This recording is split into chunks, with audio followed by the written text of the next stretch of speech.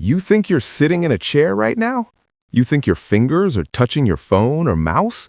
You think when you high-five someone, your hands actually make contact? Wrong. Completely wrong. You've never touched anything in your entire life. Not your first kiss, not your mother's hand, not even yourself. Everything you think you know about physical contact is an illusion. A very convincing illusion, but an illusion nonetheless. What's actually happening is so much stranger than simple touching. When you really dig into what's going on at the atomic level, when you understand the forces that are truly at play, you discover that the entire concept of touching is fundamentally meaningless. So what's actually happening when you think you're touching something? Let's find out. Let's start simple. You're holding this phone or sitting in that chair. Right now, you feel it. Solid. Real. The pressure against your skin confirms it. You'd bet your life that contact is being made. But here's the thing. That sensation, that feeling of touch, isn't from physical contact at all. It's from repulsion. Your atoms and the chair's atoms are violently repelling each other. They're screaming at each other to stay away. And that electromagnetic scream is what you interpret as touch. The harder you push into the chair, the harder those atoms push back. But they never, ever actually touch. There's always a gap. Always. Even when you press as hard as you possibly can, there's empty space between every single atom in your body and every single atom in that chair. Tiny? Yes. Unimaginably small? Absolutely. But it's there. Now here's where the story gets interesting. For thousands of years, humans had no idea this was happening. They developed entire philosophies around the nature of matter and contact. The ancient Greeks debated whether matter was continuous or made of tiny, indivisible particles. Democritus argued for atoms, uncuttable pieces of matter that made up everything. But this was just philosophy, just thinking. No one could test it. Fast forward to the early 1800s, and John Dalton revived atomic theory with actual evidence from chemistry. Elements combined in fixed ratios. This suggested atoms were real. But even Dalton thought atoms were solid little balls that could touch each other. He was wrong, but he moved us closer. Then came Ernest Rutherford in 1909. Here's where everything changed. Rutherford's team fired alpha particles at a thin sheet of gold foil. Think of it like shooting bullets at tissue paper. If atoms were solid balls packed together, the alpha particles should zip right through with maybe a tiny deflection. Most did, but some bounced straight back. Rutherford said it was like firing a battleship shell at tissue paper and having it bounce back and hit you. Impossible, unless the atom wasn't solid at all. Rutherford realized the truth. Atoms are almost entirely empty space with a tiny, dense nucleus at the center. Imagine a football stadium. The nucleus is a marble at the 50-yard line. The electrons are somewhere in the parking lot. Everything in between? Nothing. Empty space. The atom is more than 99.999999999999999% empty space. So, if you're mostly empty space and everything else is mostly empty space, why don't you just fall through your chair? Why doesn't your hand pass through the table like a ghost through a wall? This is where physics gets beautiful and strange. It all comes down to electrons and a force so powerful, so fundamental that it shapes literally everything you experience in the physical world: electromagnetism. Here's how it works. Electrons orbit the nucleus, or more accurately, exist in probability clouds around it. These electrons carry a negative charge. When your hand approaches a table, the electrons in the atoms of your hand get close to the electrons in the atoms of the table. And here's the key. Like charges repel violently. The closer they get, the harder they push against each other. But wait, think about it. Why is this repulsion so strong? Why doesn't gravity or some other force let atoms merge? Because electromagnetic force is absurdly powerful. It's about 10 to the 36 times stronger than gravity. That's a trillion times stronger. Gravity is so weak in comparison that it's basically irrelevant at the atomic scale. When two electrons get close, the electromagnetic repulsion between them becomes enormous. It follows an inverse square law. Double the distance, quarter the force. But halve the distance, quadruple the force. Get really close and the force becomes astronomical. This is what creates the Pauli exclusion principle at work in the electron shells. But even before that quantum mechanical effect kicks in, the electromagnetic repulsion is doing the heavy lifting. Let me show you what I mean with numbers.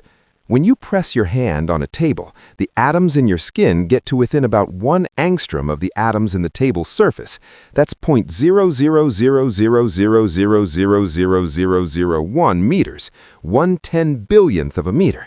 At this distance, the electromagnetic force between the electron clouds is generating pressures equivalent to thousands of atmospheres.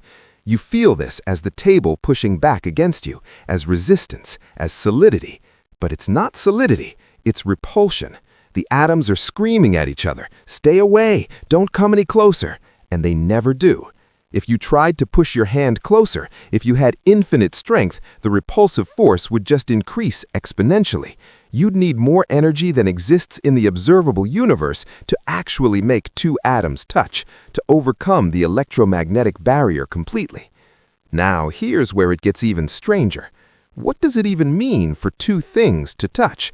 If touching means the matter itself makes contact, then we need to ask, what is matter? Atoms are mostly empty space. The nucleus is made of protons and neutrons, but protons and neutrons are made of quarks, held together by the strong nuclear force. Quarks are, well, we don't know if quarks are made of anything smaller. They might be fundamental, point particles with no size at all. So when we say touch, we mean what?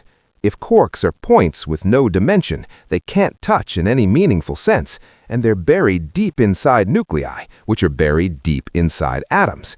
The closest thing to contact in the universe would be when particles interact via forces, and even then, they're exchanging force-carrying particles, like photons or gluons. The electromagnetic force between your hand and the table is mediated by virtual photons, quantum fluctuations that pop into existence, carry the force, and disappear. This should break your brain. When you feel the table, you're feeling virtual photons being exchanged between electron clouds that are mostly empty probability waves. This isn't just theoretical. We've tested this in every possible way. Atomic force microscopes can measure the forces between individual atoms. They show exactly what I'm describing, a sharp repulsion as atoms get close. Never contact, just repulsion. We can see the gap. We've built entire technologies on this principle. Maglev trains use electromagnetic repulsion to levitate above tracks, never touching. Same force. Particle accelerators slam protons together at 99.9999999% the speed of light. Even at those insane energies, the protons don't touch. They get close enough for the strong nuclear force to take over and break them apart into showers of particles. But the protons themselves, their quarks, still don't touch in any classical sense. They interact through force fields. Here's another piece of evidence that's absolutely wild. When you walk on the ground, you're being held up entirely by electromagnetic repulsion. The electrons in the atoms of your shoes repel the electrons in the atoms of the pavement. That's it.